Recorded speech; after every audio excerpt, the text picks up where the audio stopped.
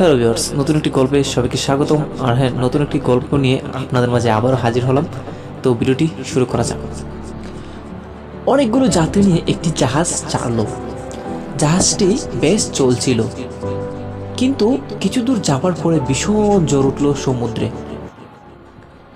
জাহাজ এই বুঝি ডুবে যায়, যা দেখতে একদম ভয়ঙ্কর একটি জল, যা সবাই কি করবে না করবে কিছুই বুঝে পাচ্ছিল না।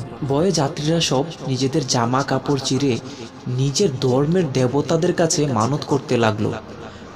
সৃষ্টিকর্তা, রক্ষা করো, জ্বর থামিয়ে আমাকে বাঁচাও, তোমায় খুশি করে নানা উপচারে পূজা দেব। জ্বরের দাপট অবশ্য একটু পরেই থেমে গেল। একটু পর থামার পরে সবার স্বস্তি এলো ফিরে। অবশ্যই একবারেই থেমে গেল।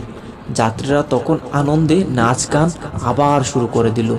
দেবতাদের ধন্যবাদ বা পূজা দেওয়ার কথা তাদের একবারও মনে এলো না। জাহাজের চালক দাঁড়িয়ে দাঁড়িয়ে তাদের এসব কাণ্ড দেখছিলেন। শেষে আর না থাকতে পেরে তিনি বলে উঠলেন, ভাই সব, মুশকিল আসানের পর প্রতিশ্রুতির কথা ভুলে আমরা আনন্দে মেতে উঠেছি বটে, তবে একথা মনে রাখবেন, আগের চেয়েও বেশি দুর্যোগের মধ্যে আমরা আবার পড়তে পারি। তো এখানে কথা হচ্ছে, বিপদ অবসানেও ঈশ্বরের কথা স্মরণ রাখতে হয়। অনেকে আমরা আছি যারা আমরা প্রতিনিয়তই অনেক বিপদের সম্মুখীন হই, কিন্তু সৃষ্টিকর্তাকে আমরা ভুলে যাই।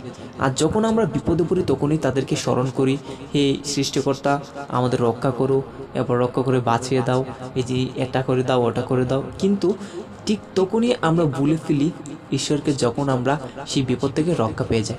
তো সবার মাধ্যমে আমি একটা কথাই ছড়াতে চাই বা আপনাদেরকে একটা কথা জানাতে চাই যে আমরা সৃষ্টিকর্তাকে কখনোই বলবো না।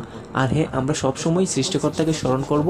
দেখবেন আমরা সবাই দেখবেন নানা সমস্যার সম্মুখীন থেকে আমরা মুক্তি পাই। তো সবাইকে ভিডিওটি দেখার জন্য অসংখ্য অসংখ্য ধন্যবাদ।